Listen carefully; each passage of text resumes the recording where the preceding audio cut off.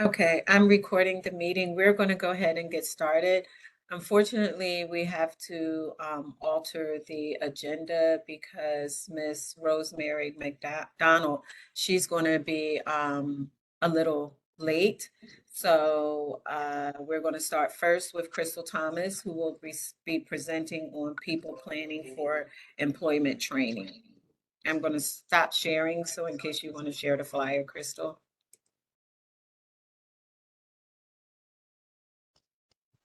All right, good morning, everyone.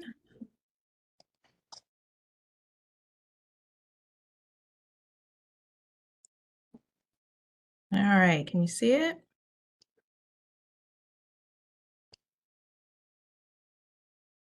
I haven't used WebEx in a minute now. Can you guys see my screen? Yes. Okay, wonderful, wonderful. So we have an opportunity that we wanted to present to the providers, and it is our People Planning Together workshop, which is taught by folks with disabilities. And we're happy to facilitate groups at day and/or residential. This is for just ways for people to do really a deep dive and process of discovery on the things that matter to them the most. So DDS has partnered with Self Advocates to facilitate this workshop. And if you have any questions, there's more specific information regarding the time. So it's either a 4-day, half day, or 2 full days. And I can send this out to folks and/or put it in the chat if that's possible. But any questions, please reach out to Catherine Reinhardt Mello, and I'll put her information in the chat.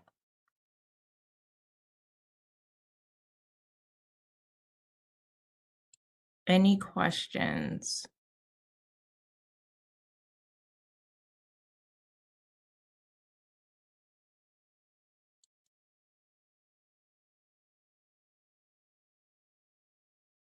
All right, thank you.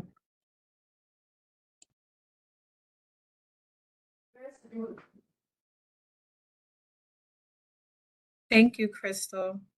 Okay, so I think we have Miss Rosemary McDonald. She is available to present. Hello, Grace. Hello, ma. Good morning, ma. Hello. Good morning. How are you? I'm fine, ma. How was your night? We thank God. We thank God. Should I begin? Sorry. Yes, please. Okay, great. Thank you so much. Apologies for being late, but I just wanted to thank everyone that had a hand in giving me this opportunity to present to this group. I'm going to be very briefly introducing myself and my role within DC Homeland Security and Emergency Management Agency, and then explaining a couple of the great initiatives that we have planned for this coming year. So my name is Rosemary McDonald. I posted my name and title in the chat, and I'll also post my contact information afterward. But I am the Senior Disability Access and Functional Needs Program Manager at DC Homeland Security and Emergency Management Agency. Our agency as a whole, our mission is to make sure that the district is prepared to respond to, mitigate, and recover from any types of emergencies or disasters. And my role specifically is to integrate accessibility and inclusivity into those planning efforts so that they go hand in hand.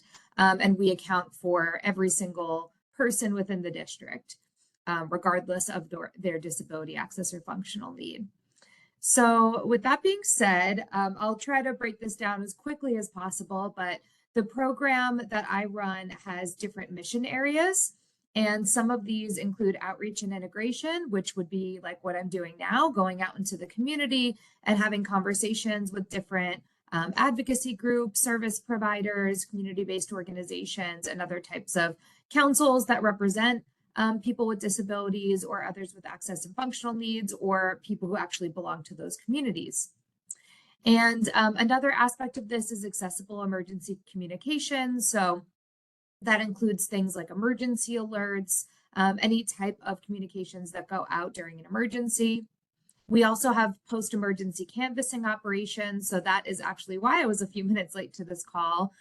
So during an emergency where people either do not have their normal ways of communicating with first responders or the government for different services like shelter, transportation, etc., we would go door to door.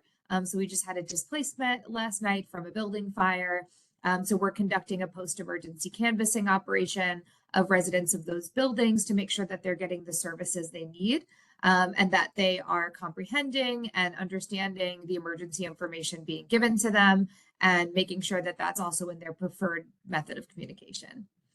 This also includes evacuation planning. So whether that's a full-scale evacuation of the entire district or if it's just an evacuation like a high-rise building evacuation. Part of this is evacuation devices, which is a mission area there too. The district just recently purchased over 200 evacuation chairs to be placed in all district owned and operated high-rise buildings. So those are buildings above 5 floors. And we're currently working with DC Housing Authority to hopefully also inform their process as they think about adding these devices to their buildings too. And then with outreach and integration, we developed some flyers to hand out to building owners and make some relationships there so that private building owners also have this information and we're promoting it with them to buy these devices.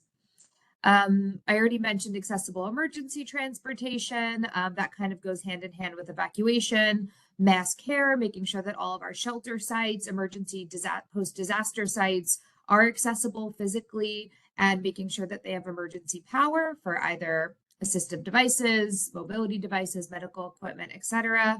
And just overall incorporating this into all of our emergency plans. So with that, I also wanted to mention that this program is not just me working in a silo. I already mentioned working with the community, but we also have worked with a number of partners who either fully own some of those mission areas, like DDOT, Department of Transportation would own the transportation area, Department of Human Services would own the mass care area.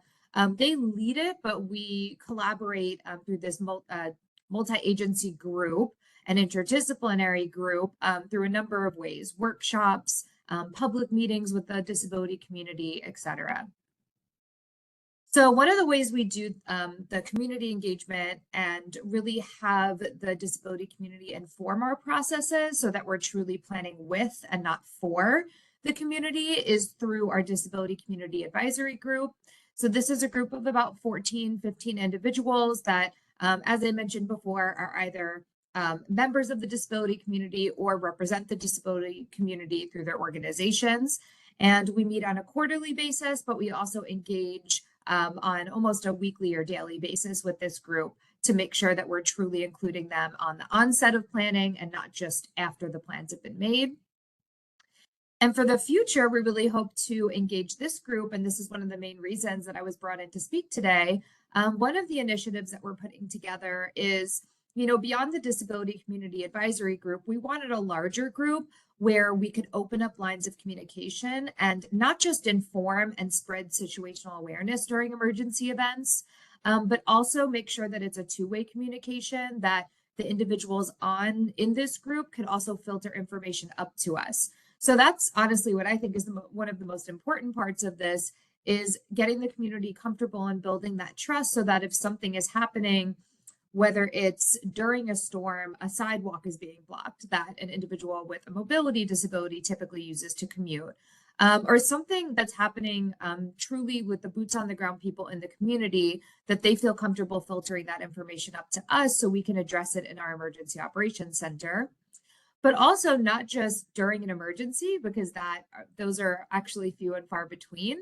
But during steady state operations, we would love this form of communication to be open so that we could also give preparedness information, so that these folks would act as almost force multipliers and bring that information back to their constituencies. So if you represent a service provider organization, advocacy group, a community-based organization, faith-based organization, or if you know any of these organizations that you think would be great for this, we are starting a accessibility and inclusivity listserv.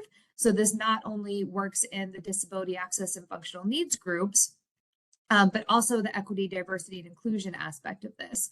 So we're thinking beyond physical disabilities, cognitive disabilities, et cetera, and also looking towards limited English proficiency, low socioeconomic status, incarcerated individuals, individuals experiencing homelessness, et cetera.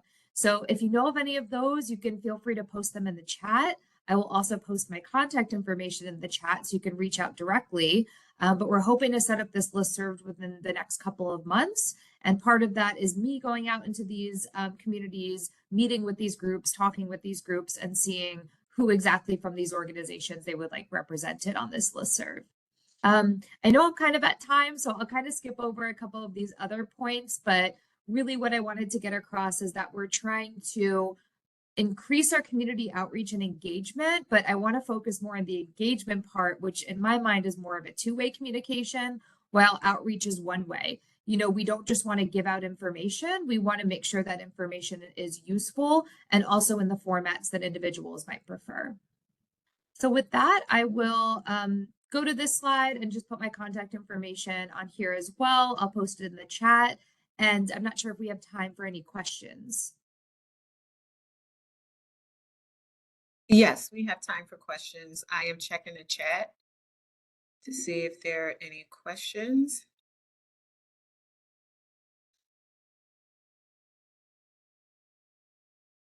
As you kind of think over the questions, I guess I could kind of go back to this slide and also talk about maybe one more initiative, which I think is really important.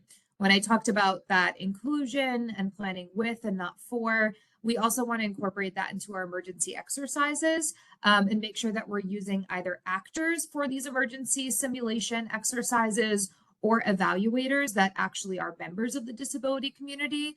So that's something that we're hoping to do when we practice our evacuation plan, making sure that we truly have those voices at the table. So if you know anyone that might be interested in that, we're hoping on maybe using or collaborating with students from Gallaudet University to represent the deaf, blind, and hard of hearing communities.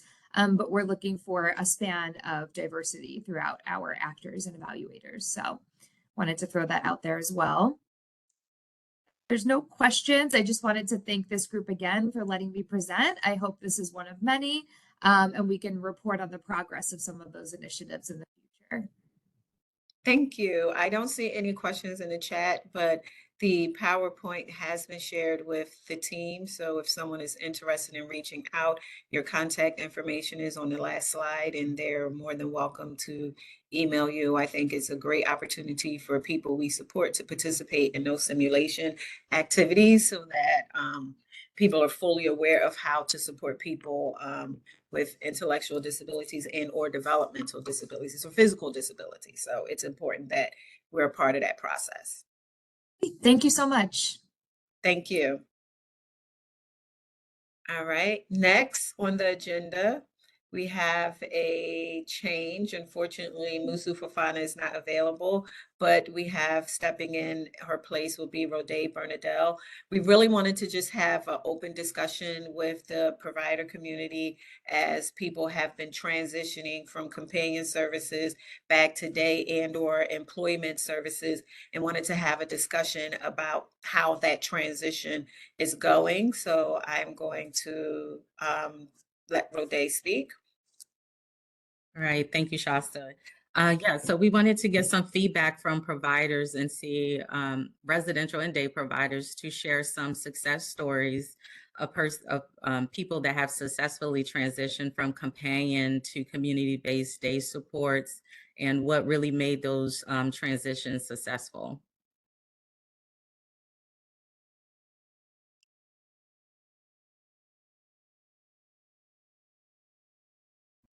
So people are able to add their comments in the chat, or because it is an open discussion, you're also able to unmute.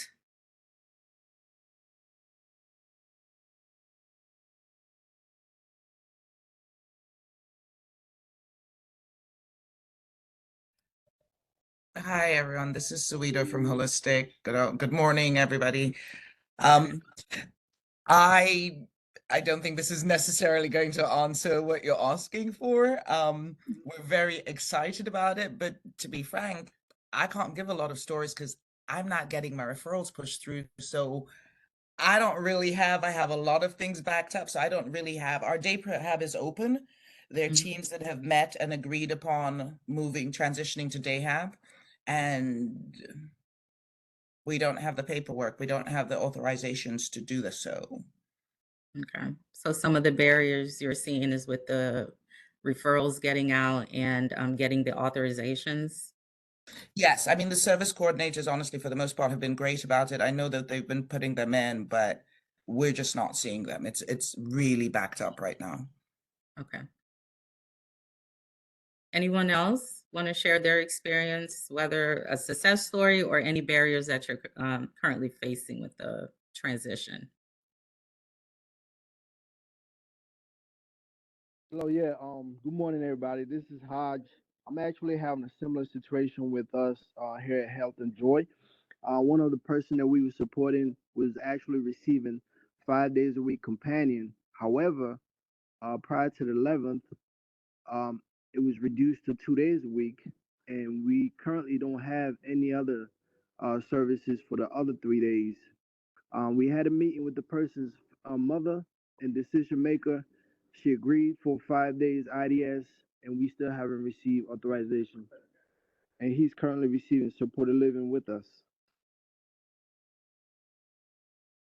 Okay, thank you. I'll take that feedback back about so similar to um Saida, is the issue is with getting the authorizations for other day services. Correct. And also, just to add on to that, do we have to go through the same referral process if the family already agreed to receiving IDS services with the current provider? Do we have to go through the three referral process with other providers? And which to me, I believe is just delaying the process to go through all of that when the family already made a decision. And then also, we're currently providing services for the person, and the companion services was removed without um, implementing the new services in place. So yes, we're still going through the referral process because people have been out of day services for, several years now. So we want to make sure that the provider that they're being referred to, that there's choice, and that the current provider that they're selecting has capacity to in their program to support them. But I will definitely follow up on the delays with the referral process. And there's a Thank you. comment. Oh, you're welcome. There's a comment from Amanda. From the residential side, it is taking longer to actually find day programs that are suitable for our person served. So most of those we use to have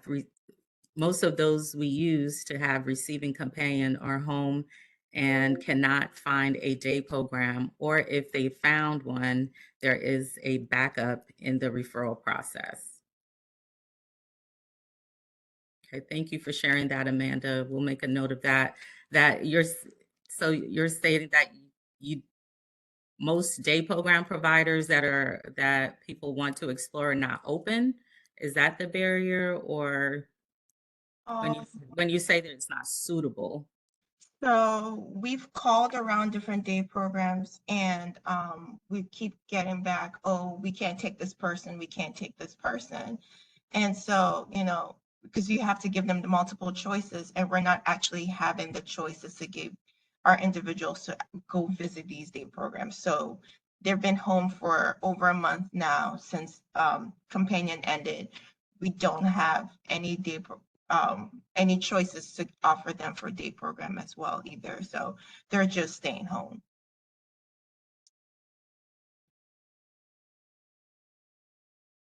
And I believe there's a list of day programs that are currently in operations through the DDS website that the team can access and explore.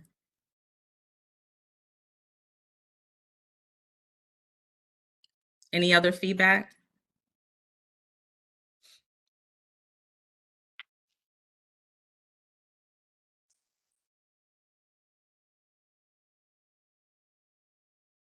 While we're waiting for feedback, just to piggyback off of what Rode said, that's accurate. Every month, the QRS reaches out to the providers to, and by providers, I mean day, employment readiness, IDS, and supported employment providers to determine if they are able to support people at this particular time.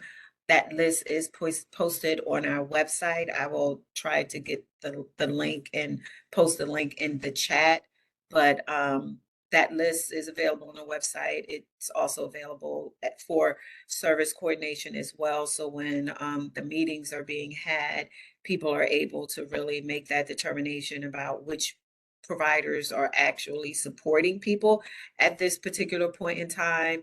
And the list also indicates whether or not they have, they're accepting new referrals, if they're not accepting new referrals.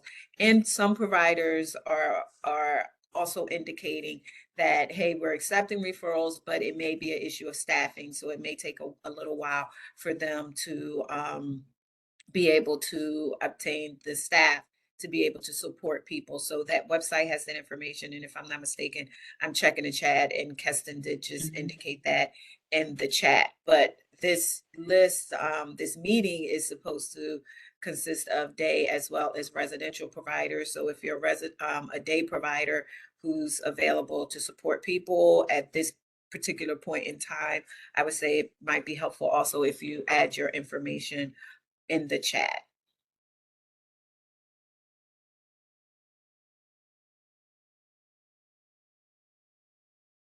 Okay.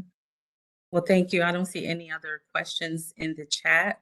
We'll definitely take your feedback back about the main barriers, which is the referral process and really having the team exploring multiple day service providers and having access to those providers and giving the people an opportunity to visit multiple day providers. Thank you.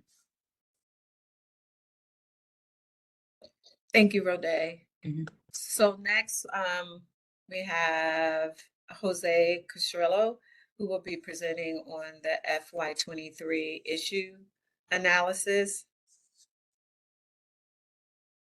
Jose, you should have access to share your screen.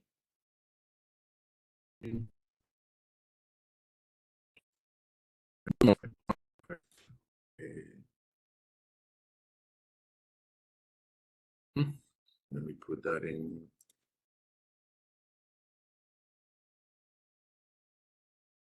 Can everybody see my presentation and hear me well?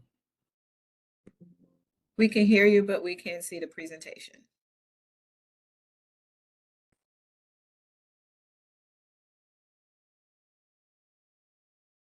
Okay, now you're sharing. Thank you. Good morning, everyone. My name is Jose Castrillo. I'm the Quality Improvement Unit Supervisor at QUAPMA. I'm going to talk today, and let me just take this out of here.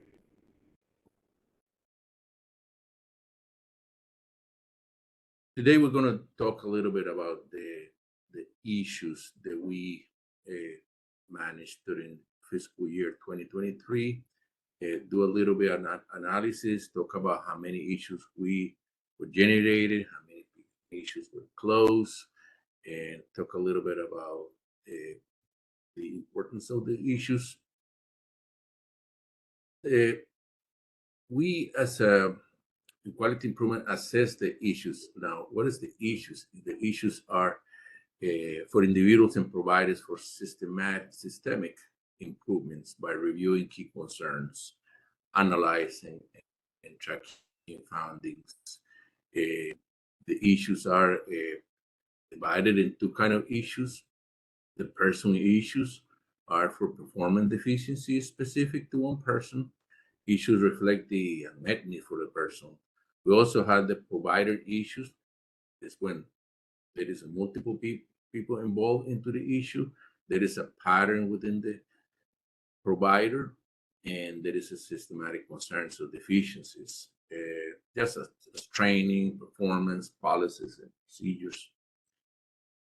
They are classified in MCIS by domain. Each domain has a subdomain that it goes explicit about what we want from the domain. Also, each issues or deficiencies are, we assign time frames for them to complete what is requested in the issue. Can be documentations, can be procedures, can be policies, etc. So it goes from 5 days, issues that need to be addressed immediately, mostly, to 45 days to 60 days. I've seen some issues that are granted 90 days, depending of the need or the complexity of the issues.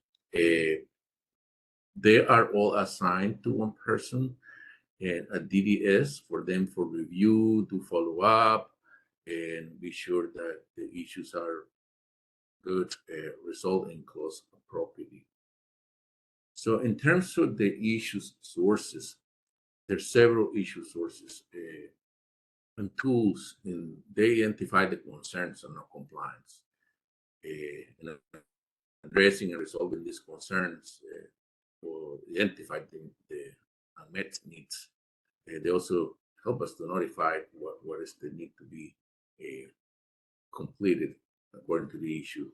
And I'm highlighting here the abbreviations. There are going to be many abbreviations in the PowerPoint, so you need to look into what they mean. They're all here in this slide. So very quick. So in terms of the issue that was accepted or generated during the FY23, just for personal issues, there were 15,879 issues that were generated.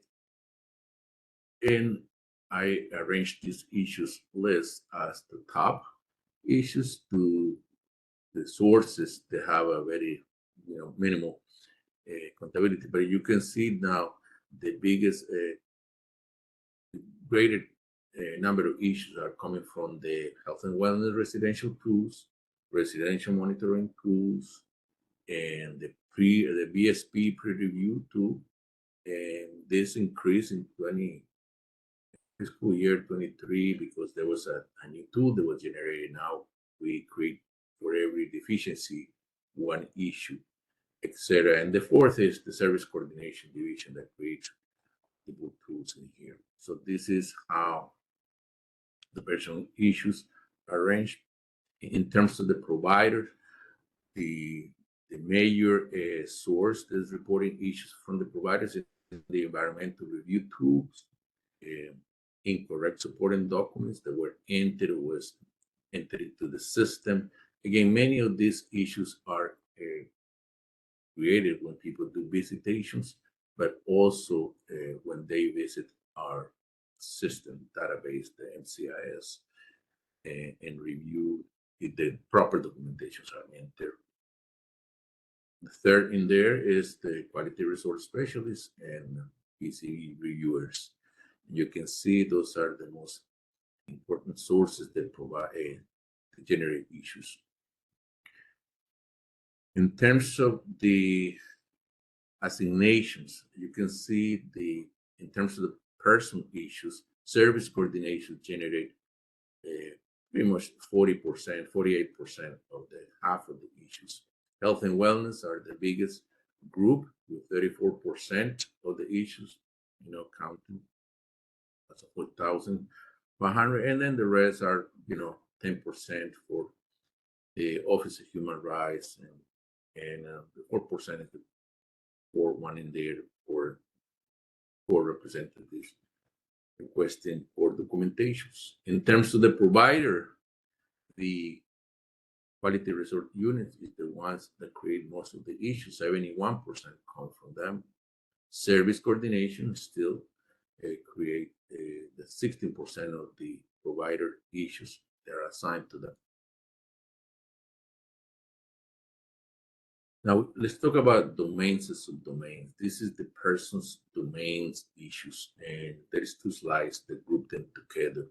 So what we see is that, let's say there is a domain, the service coordination plans, then the health and right and dignity. And the subdomain is what lists what is needed group them together, what we're going to require. And most of the time, what we want from them is documentation. Provide documentation. Documentations are needed. Reports, quality reports, missing documentations in all kind of areas in MCIS. It can be from medication, the healthcare management plans, etc. So you can see, yep, those are documentations is the biggest generator of issues. Again, those are domains. They don't produce so many issues, but all of them are documentations. As you can see at the end, what we want is people enter documentations in our system. And now, if I group all the subdomains, you could see that documentations generate the 60% of the need for closing the issues. And the second one in there is healthcare management plans with 6%. Domains, subdomains by provider, you can see the environmental is bigger than the documentation in here. In terms of subdomain, environmental, it's pretty much half of all the provider domains issues. And documentations, and most of them, I could group all the subdomains in one slide for the provider. There are not that many, but here they are. And if I just group them by subdomain, again, the environmental takes 39% of the number of issues, and documentation will be very similar, 33% of documentations that are needed for the providers to close that issue. Staff training is large too. Those are deficiencies that we find out. The providers need to comply with staff trainings. In terms of the closing the issues, when we close it, we focus in several things. First, if the issue is closed appropriately but on time. And those are the last two slides that we're going to talk about. You can see this number is a little different from 15,000 from generation to 16,000 that were closed. Of course, during the FY23 generation, maybe there was some issue that had not been closed yet. And during the closing of the FY23, we're carrying out issues from maybe the previous quarterly from FY22. So what is important here to notice is the percentage of the lateness of the issue. 13% for person were closed late out of the 16,000. And also what we identified was that sometimes the documents for closing the issue was entered on time by the provider.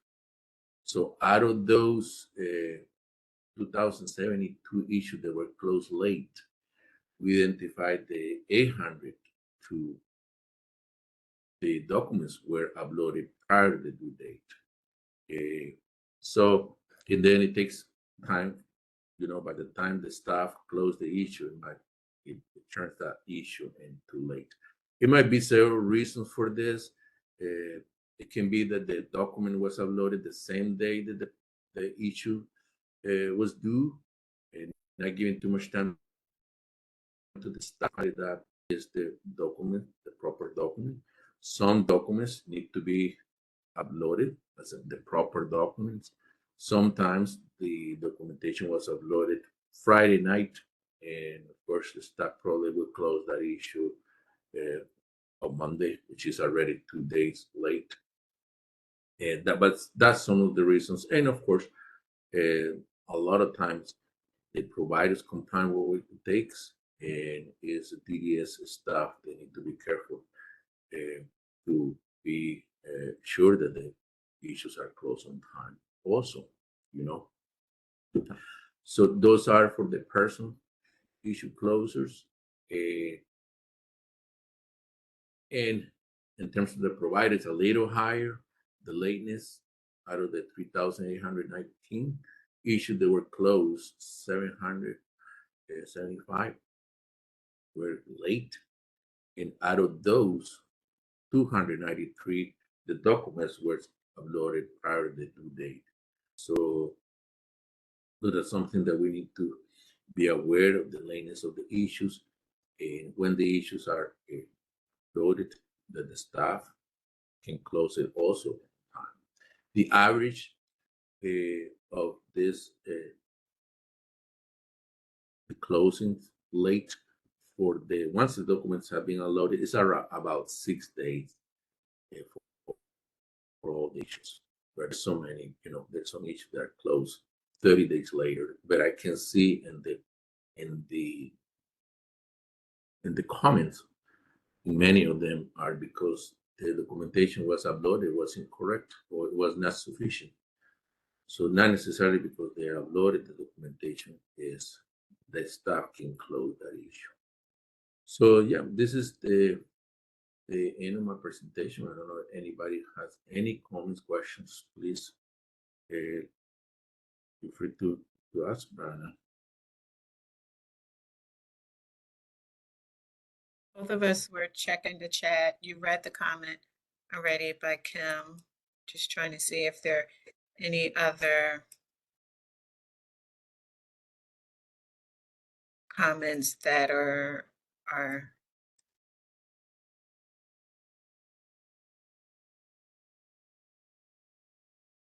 Can we please send a copy of the presentation? Yes, we will do that. Sure.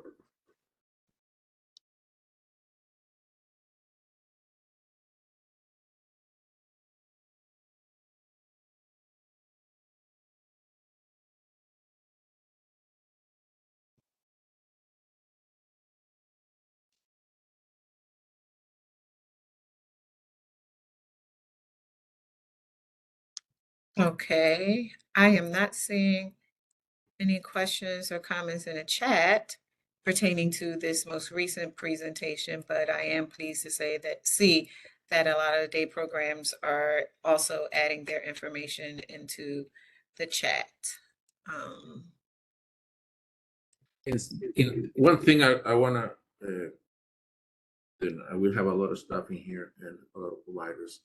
If it's possible to people remember also to enter upload documentations in the issue when they close it. Many of the issues that we audit, it's hard for us to find out if the proper documentation was uploaded in different sections of the MCIS. And we're asking now, is possible to also upload it as a part of the issue for closure. And sometimes they put a comment, requested documentation has been entered in MCIS section X, but when we do audits, it's hard to follow up those. That's a little bit different about this topic, but when we do audits, that will be very helpful. Okay, thank you, Jose. I'm not seeing any additional questions in the comments. So we will move on to the next agenda item, which is Diane Jackson. As you know, earlier this year, a transmittal was submitted to the provider community asking for information on the quality assurance plans, as well as your training curriculum or module on how you train staff on the home and community-based waiver. And one of the reasons why we really wanted to have both of these presentations is because when we look at the data, we're seeing that there are some areas, as you can see, where there's some improvement needed, specifically when it comes to documentation, follow up on a healthcare management plan, which is documentation, as well as the BSP, which is documentation. Everything somewhat leads to documentation, which is why we ask for your quality assurance plan to see how providers are actually monitoring and ensuring that services and supports are being provided, but also that there's evidence of that service and supports that's being provided to people, as well as the training curriculum on how you train people specific to the home and community-based waiver services that they are providing. So next we have Diane, who will be presenting on some of what we receive from the providers, kind of giving an overview view of some of the documents that we receive from the provider and where we need to go next. Thank you, Shasta. Thank you, Jose, and everybody else prior to me. Good morning. I am Diane Jackson. I am the QRU supervisor. I provide oversight to the quality resource team, financial audits and compliance specialist. And I'm glad to be here this morning to share with you what we found and some recommendations to continue improving.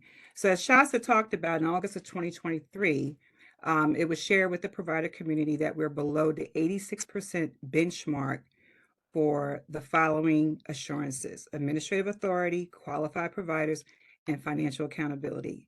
And the objective is to share with all of you what we're finding as we continue to monitor this area. As Shasta mentioned, that the concerns are as follows: lack of documentation, missing signatures on the quarterly or daily notes, no documentation to support actual implementation of goals, quarterly reports are not written and distributed as required. This information is in this transmittal number 23-13. We want you to continue making note of what we keep finding.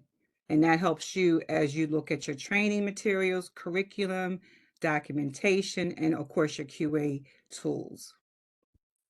In this transmittal, what we requested from you was that you give us your training curriculum. And I know the word curriculum kind of threw everyone off a little bit, but it's your materials as to how, excuse me, you facilitate training to your staff, your team for IDD, IFS, HCBS waiver.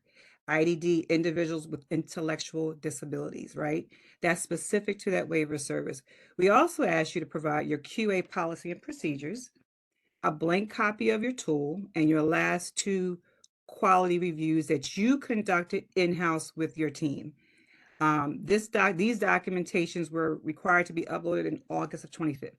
Great, we had 100% compliance with everyone uploading these documentations. We'll talk about what was uploaded, but the key is that we see that your buy-in to this process was really great. And so we appreciate that as we continue to work together. In saying that, I want to make sure everyone understands that when we talk about the IDD, home and community-based services, this is the list. So if you're a provider, a residential service, and you provide host home, right? Say you only provide host home, your waiver service, your training material should be specific to that waiver service, right? Day service, if you do IDS, right? And maybe you'll do, residential habilitation. Your curriculum, your training material cannot just be with phase 1 through 4.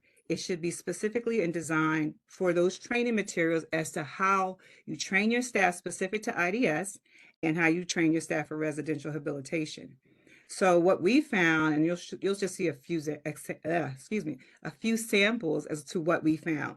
But I want to make sure that everyone understands that we're very specific. So when we say, let's look at your training material, and the first thing we do is look at the waiver services you provide. So if I'm looking at provider A and you provide, I'm making it up, 5 different types of waiver services, I'm looking and the team is looking to see, do you have training materials specific to those services?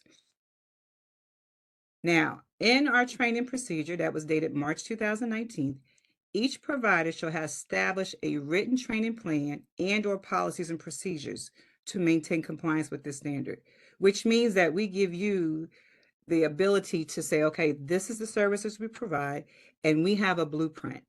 Part of training is making sure you have qualified monitors, qualified trainers, that you understand that their qualification means that they're able to facilitate training to your staff based on the people supported across the board, that you are able to have documented on your training materials who was in the training, the materials that you use, etc. So we look to that, but you're responsible.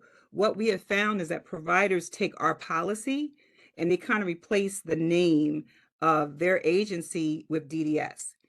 And we say that's not a plan really. And if you're going to have a plan, the question is, how do you ensure you have qualified trainers? How do you facilitate trainings, not just specific to phase 1, which is in the beginning, right? Not just specific to phase 3, which is, annually, and phase 4, which is professional development. And of course, phase 2, specific to that person, which is designed for that person. We need to see that documentation, those materials. I know some providers had concerns, when we said curriculum. It's all about the documentation, the materials. How do you measure competency when you facilitate training specific to this waiver service? How do you know your staff actually understands IDS based on your training materials and your hands-on approach? So right here is an example of what we receive for what we asked for as to training curriculum. So I'm gonna give you two samples for this presentation. What we received from some providers, most providers, what you gave us was phase 1 through 4, which we already know what phase 1 through 4 is, right? We know you have to complete these trainings for phase 1, phase 3, etc. What we asked for is, how are you ensuring, based on that previous slide I gave you right here, right here, as to making sure that your team has an understanding of document progress notes that start and that end date, not copying and pasting notes that say the same thing. We look at that when we do a review. We say, let's look at the last 3 quarters or whatever, 2 quarters, and we can tell when there's a copy and paste, right? So in saying that, this is what we received rather, as to what was uploaded in MCIS as to a training curriculum. Second version. This is another example, same thing. We receive a sample for this is what they do, which is phase 1, phase 2, and this information is already in our training procedures. We wanted you to provide the details. Someone said to me, well, DJ, or Ms. Jackson rather, it's 100 pages. I said, we're not here to say how long your training materials, but we're here to say, if you provide this service, tell me how you facilitate that training, right? Now, here's a few questions. Not to say you have to answer them, but it's just a few questions. How do you train staff on waiver services? What materials do you use to ensure they correlate to each waiver service, right? Going back to that example of in-home support, right? Question number 2, if a person is providing in-home support services, how are they able to understand those requirements for those specific services through your training materials? So remember, we're talking about, you have a training, right? Because what we see, what you give us a sign-in sheet, right? Remember, also key point to remember, they should print their name and sign. If you have any column you have that they're required to fill out, it should be filled out completely. We find incomplete sign-in sheets that are not clear as to actual topic or who is the facilitator. Remember, all facilitators, whoever is the trainer, should be qualified to facilitate that training.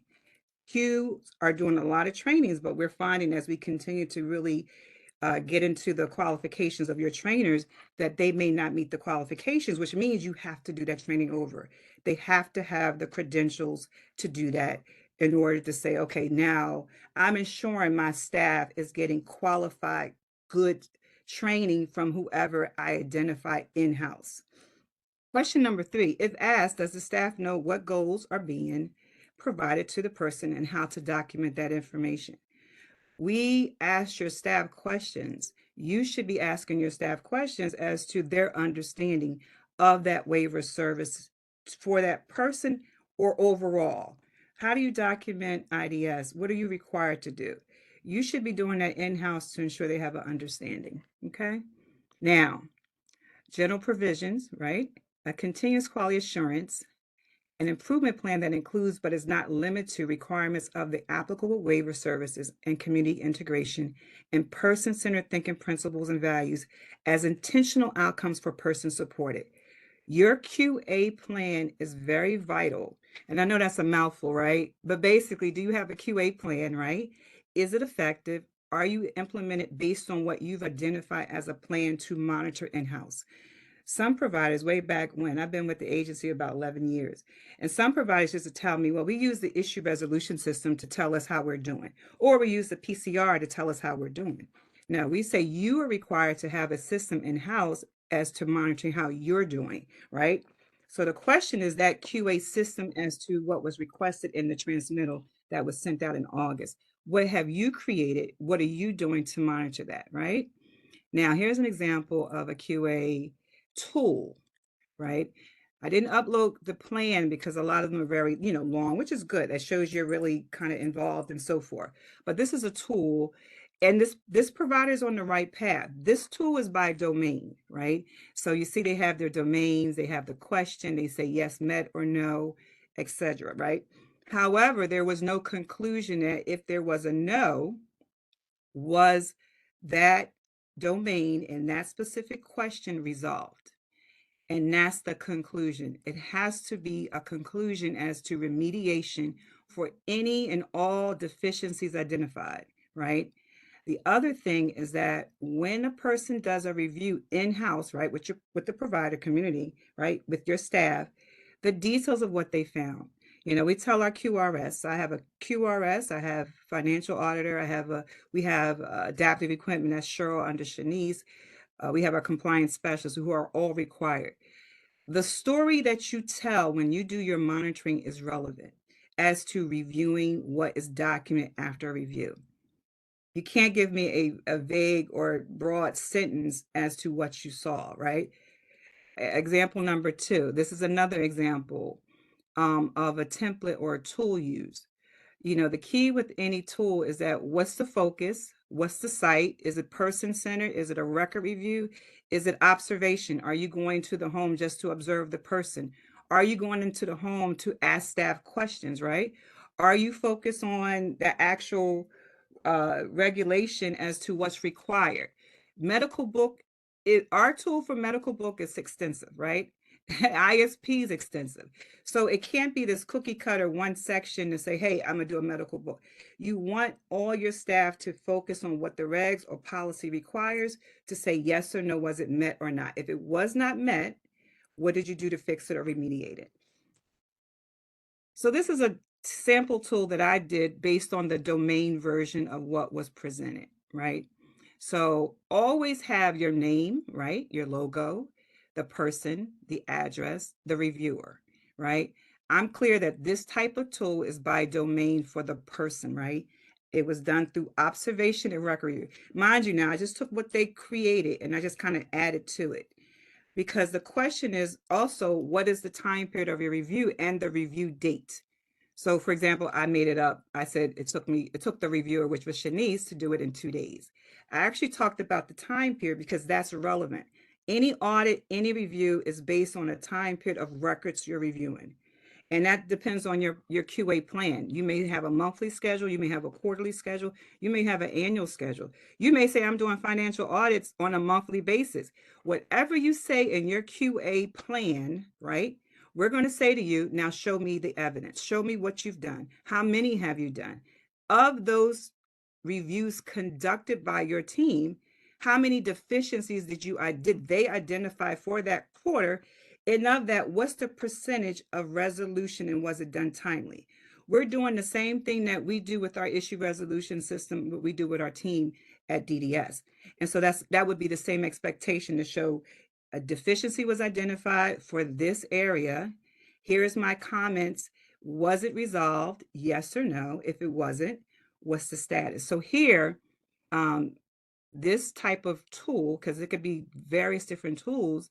Here, I said that is there a I put fire drills, but is there a fire extinguisher present that is compliant? Technically, I said no, right? The date of the review was April 15th and the 16th.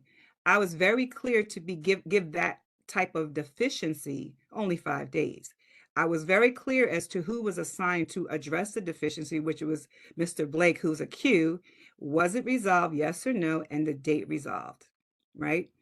And it's the same thing as like this was for food, right? Is there sufficient supply of food? I was very descriptive, right? As to what I observed and what I saw in the refrigerator, right? Only 4 eggs in the car and half a quart of almond milk, a few TV dinners. That is part of a monitor reviewer's thing. You should go in and observe what you see, right? Refrigerator, cabinets, and so forth. And so the key that I want to emphasize is that when we have tools, and even when when I say to our team, be very specific. Like for this one, number 6, if over-research is there a spend down plan, it was not applicable, but I also comment that Miss Jackson, of course, had in her account $482, right? Which means she's not over-researched. That's a good thing. I found that the pattern of many reviews is that you get the check, check, check, check. Everything is great, no problems, no conclusion. So next steps, providers should reevaluate their training materials, right? To assess if it's effective for your team and people support it. And you need to review your QA plans and tools to determine if what you currently have is effective and is a good use of practice. Review your QA plan, determine if it's realistic, right? Some of you have a very, very super zealous plan, tool, QA process. And I say, whatever you put on this plan, we will hold you accountable because that's what you identified. But it has to be realistic and it should correlate. DDS will, of course, we need to revise our training policy, procedures, and our modules. We would like to recruit volunteers to serve on the committee, right? To review all training materials, which is, 1 or 2 people from the provider coalition, 1 or 2 providers from the non-provider coalition, and of course, a day provider. We need all of you, as discussed previously, to participate in building this training module and procedures and making the changes that because you're doing it and what we're monitoring, so we can do that collectively. And then QRS supervisors, Shanice and I, will continue to work with the QRS. And what we'll do is start pulling samples of quarterly reviews. And if we need to provide direct TA or guidance to your plan or tools, we will do that through our continuous improvement process, what happens on a quarterly basis. This is our contact information. As you know, Shasta Brown is our deputy. This is my team. I have 1 vacant position right now. So I have 5 QRS, and I'm playing the role of covering for a QRS. And then we have Team 2, which is under Shanice Latham, and she has a total of 6 individual staff that work for her. Anyone have questions, please let me know. Thank you, Diane. I see 1 question. Can we get a copy of this presentation? And yes, the answer to that is yes. Trying to see if there are any other questions. I'm monitoring the chat.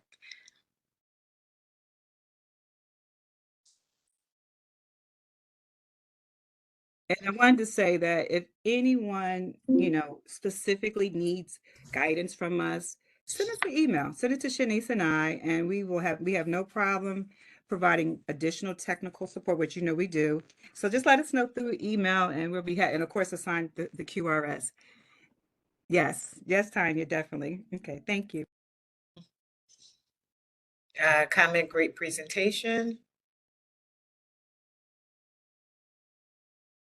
Yeah, we will Yes, and it definitely should be do it ongoing. ongoing. Yes, we definitely will do it ongoing. Any feedback from the provider community specific to QA and training? We know how long it may take for a policy. Feel free to send us an email as to what you would like. No problem with doing that. I'm out there with you. We're here to help you work together because look, it's a team effort. I know y'all be like, oh my goodness. It's a team effort and I believe we can do it together. All right. Thank you. Have a good day. All right. Thank you.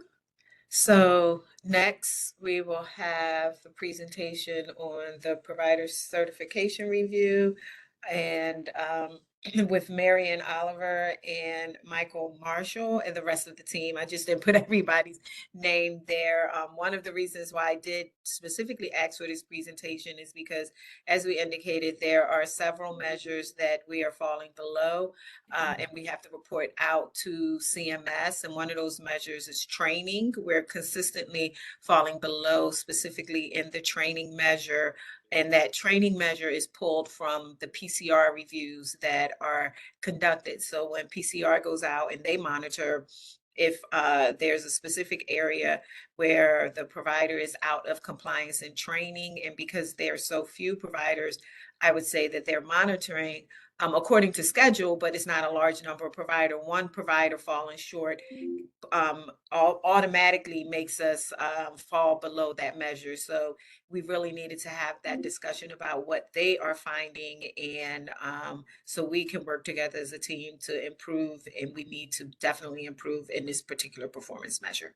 So I am going to mute and you can get started. Thank you.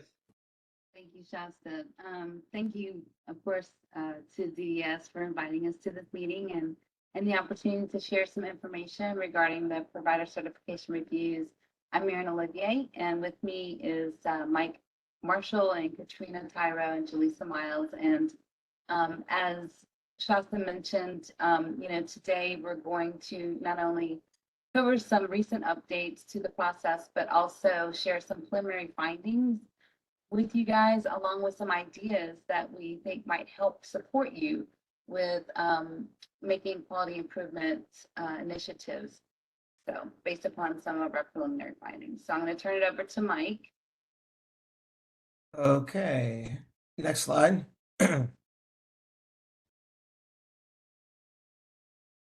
So as you know, our approach is always to work together and be collaborative with DDS and you as the provider community to help improve the quality of supports and services that you provide to people with IDD.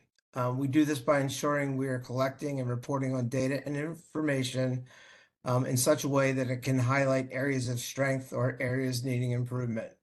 With this, any areas needing improvement can be targeted and worked on either at a district or provider level. Granted, we do this now as part of the PCR system, but we want to continue to do it better. Next slide. Now I'm going to discuss some changes to the distribution of the PCR and the CAP reports that we put into place. So initially, when we first started, we said you would receive the report by the close of business on the day of the exit. However, a couple of times we've run into some technology issues with the automated submission of the reports. In order to address those and make sure you'll get the report, we have extended the time frame. When this happens, we will let you know to expect at a later date, but it will definitely be sent to you within 3 business days of the exit. It should not be longer than that. As for the CAP, we updated the CAP report that is sent to you. If you have any indicators or scored as no. On the instruction page, we highlighted the due date for you to submit the CAP, which, as you know, is within 5 business days of the receipt of the CAP report. And we will also ask that you return the completed CAP to the lead via our Proofpoint Secure Share that will be set up by the lead after your review. Next slide. So in the lines of continuous improvement, I'll now explain a couple of changes to our processes, which many have already been implemented, so some of you are familiar with. Based on some recent feedback we've received some from you as the providers regarding the process, we've implemented some changes to help improve communication and collaboration to the PCRs.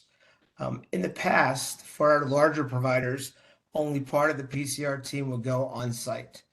Now we're going to have the entire PCR team on site for the review in order to improve communication and ensure our team has an opportunity to collaborate with the provider during that process. In addition to the debriefing, where we share any missing documentation, we've also begun to conduct daily wrap-up meetings at the end of the day. The lead will contact the key person of that review and do a daily wrap-up to provide any updates, provide any specific trends, and an opportunity to ask questions about your practices and for you to ask any questions as well. We do this every day of the review. This will also increase our transparency and communication throughout the process. To also assist with the communication, we're requesting that a person from the provider's leadership team be in attendance at the debriefing and the exit to ensure they are aware of the findings as well. As mentioned in the earlier slide, the CAP will now be submitted through Secure Share to ensure confidentiality of the information. This will be done again after the exit. And lastly, follow-up PCRs will be conducted on-site to help ensure collaboration throughout the process and provide any opportunity for any additional technical assistance that may be needed. Next slide. So these are just reminders. These have been in place for a while. As you know, the entrance is conducted remotely. The samples are emailed, and after the entrance conference, usually the first day of the review at 9 a.m., the team will travel on site. The record submission is still, the deadline is 2 o'clock for offsite records. And at the exit, if you score an excellent or satisfactory, we can conduct that remotely. We've put in some new measures to help alleviate some of the time spent on site during the PCR as well. Next slide. So the next few slides that will be shared, we'll share some technical assistance based on anecdotal and preliminary findings from the field. These are regarding indicators we see some providers struggle with during the year. We will be presenting on our annual report findings probably sometime in March. So stay tuned for that.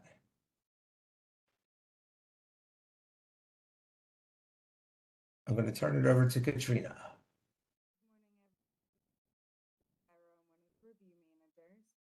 And we just wanted to share with you some of the information that we've seen, trends in the documentation regarding phase one. Some of this will mirror what Diane said.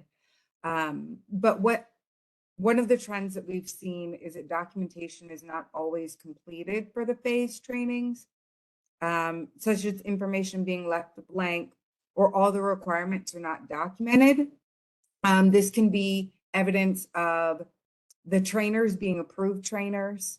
Additionally, we often are missing the title or the subject of the training and the signature of the staff. Specifically for phase one, we often see that incident management and quality of life training are either missing or don't include all of the necessary documentation. Remember, for both of those, we need to see that there's verification of a passing score of at least 80% for quality of life and incident management. Next slide. So then specifically, phase two is another area that we've seen some issues. We wanted to not only just identify the issues, but also provide you with some technical assistance. So one suggestion we have is to consider scheduling a standing date and time in which you're going to do phase two trainings. That way, anyone that needs to be updated for phase two training, whether it's an annual update or new training, you would already have that date and time set aside. So that may help ensure that phase two training occur as they need to. Another area to pay attention to with the phase two training is that training is applicable to the person served. We often see that training is either not applicable or we see the opposite, that there is training missing specific to that person. Again, just be sure that documentation is completed in its entirety. One last reminder that we wanted to give about the phase two is around HPAPs. Remember that anyone receiving those high intensity in-home supports, that anyone working with the person served needs training on that HPAP, whether they're family members or not. Then another area that we wanted to discuss was about dual roles.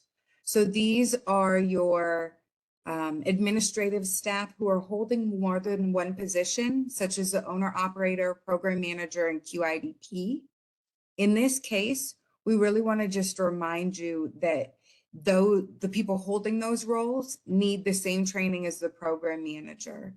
So in the case that the owner operator is serving the role as the QIDP or maybe just temporarily filling in, they will need to have that same training for both roles, the owner operator and the QIDP. So just keep note of that when you're moving forward.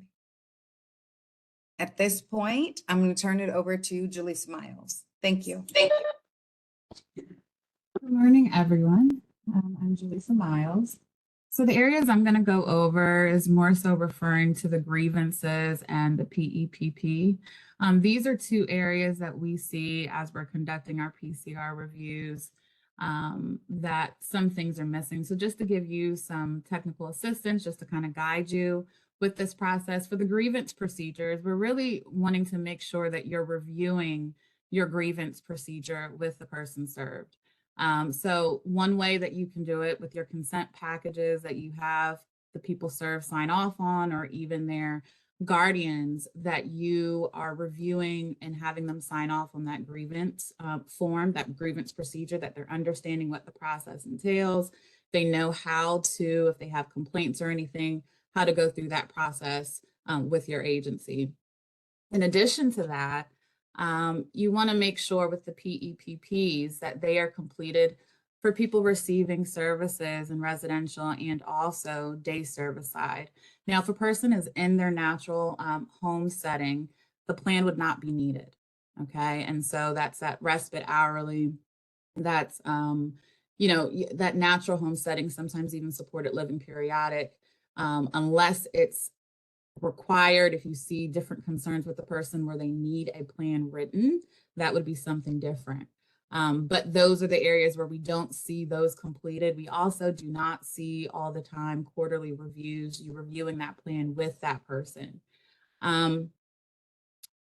Let's see, in addition to that, with the natural home setting plans, you want to make sure that if it is a person where the service coordinator and the team has actually decided that the person, because maybe some changes have occurred, that they need the plan, that you are training your staff on that.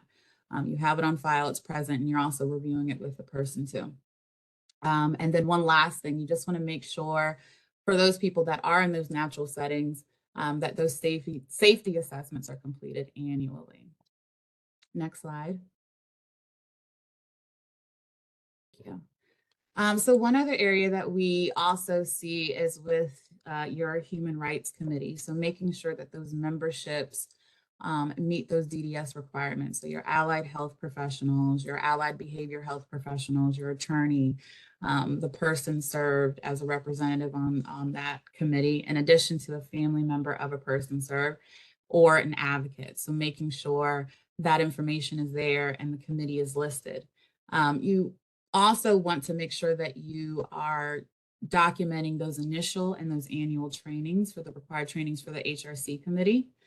Sometimes we don't see that either. So if you're documenting those in your meeting minutes, that's great. You also want to document what those people, what the committee was trained on, the date of the training, and have all that information listed. And then it's always good to just refer to that fire and natural disaster procedure and policy that DDS has, just so you're meeting the criteria, the requirements that are needed for that specific committee. And next slide. And then lastly, with the, it's not last, there's one more slide, sorry, for the quarterly report. So one thing that we see is that quarterly reports are not uploaded into MCIS within that required time frame. So one area of technical assistance that we have been providing or offering to providers is just that you set up some type of scheduling system with the QIDP or QIDPs in your agency. So that can be a spreadsheet. So you set up according to what that reporting time frame would be, and making sure those quarterly reports are reviewed internally and then uploaded into the system.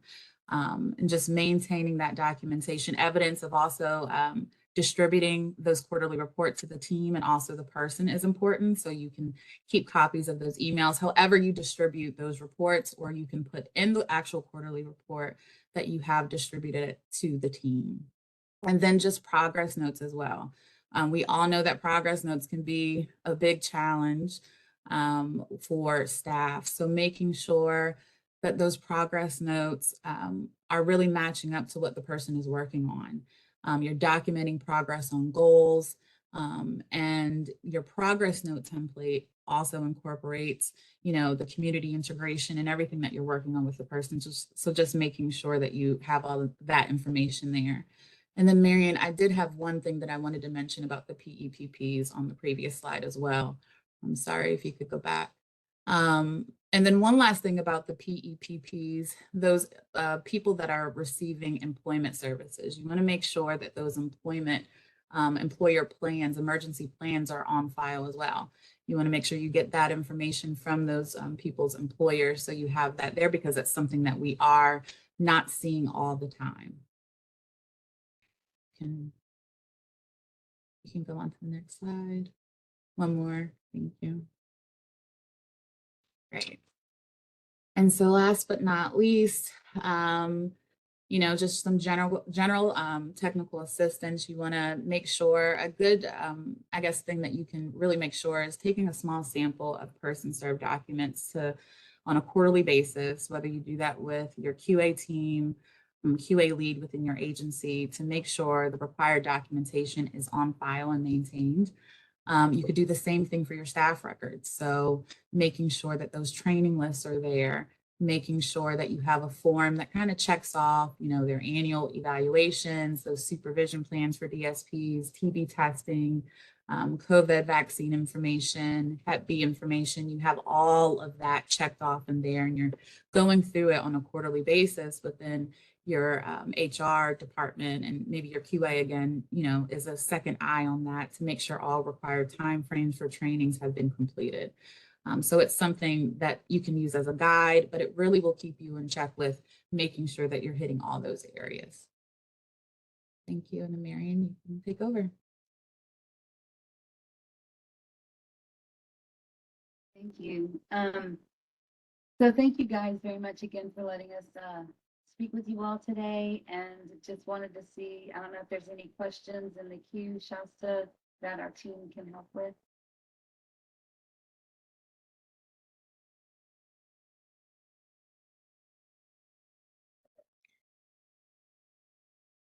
Thank you. I am checking the chat to see if there are any questions.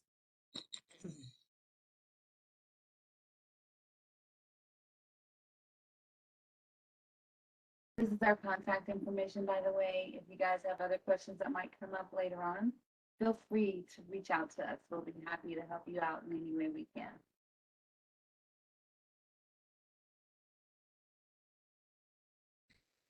Okay. Sorry, Mary, you sound very low. Oh, I was just saying that our contact information is on the page. So if you guys have any other questions that come up related to our processes or technical assistance or any of the indicators or anything like that, feel free to reach out to us at any time. Someone just asked, there's a question in the chat.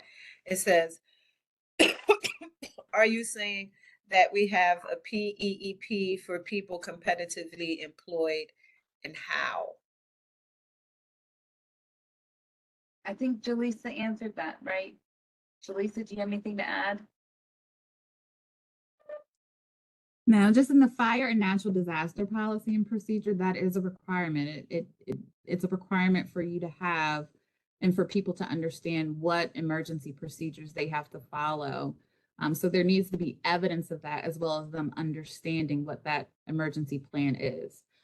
So you need to have something on file, something in writing to show what that is, and also that they understand what that process, what that emergency plan is. So even if it's going across the street at their job, you need to be able to show evidence of what that looks like.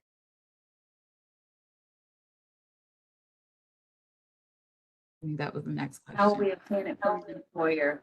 And I know that's been a challenge with a lot of providers to get that information. So you can have them send over an email of that information. You can talk to someone over the phone, whether it was a supervisor, someone over the phone, or even the person, if they're able to relay what their process is, then you can put it on a plan and make sure it's on file and make sure it's reviewed with them so they understand what that process is supposed to be. We're just looking for evidence of something of what it is, and then that they understand what that process is as well. But I know that's been a challenge for a lot of providers to get that for some of the people served, but it has to be there according to that procedure and policy. Katrina or Mike, do you guys have any other input in that or Any other suggestions? No, I think Jaleesa covered it. Yeah, I think she covered it well. Sometimes it may be if you can't get the information from the provider, it may be you developing that safety plan and going through. I'm really relying on your staff to know how we're going to get there, but really it's ultimately about making sure that the people you're supporting are safe in the case that there's an emergency. So sometimes we've been able to, or providers have been able to contact employers and get kind of a generic one. I know specifically at the federal buildings, we really see that as a challenge that clearly they're not going to give us their emergency plans for those things. So that may be something that you're doing with the people served. Good question. Any other questions? I don't see any other questions in the chat. Let me see. We will be able to share this PowerPoint to Shasta, so. I think you answered the question. It says, how do we obtain from an employer? Yeah. So I think I heard you discuss that. Yeah. Okay. All right. Well, I don't see any other questions in the chat. We did have one more presentation. Unfortunately, Ms. Constance Harrington, she's in another meeting and she won't be able to join at this point in time. So what I did inform her is that we'll just have her present at the next meeting if she's available to present on shift. Which is a training. I don't know if Donald's here, if he wants to speak on it, but she was going to do the shift overview.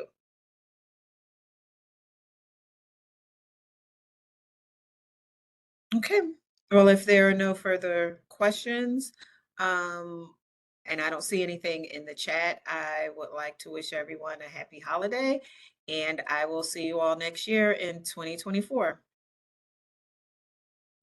Thank you. Thank you, Shasta. Thank Thank you. you so much. Thank you. Thank you. Happy holidays. All right, bye-bye. Happy holidays, everybody. Thank you. Thank you. Thank you. Thank you, everyone.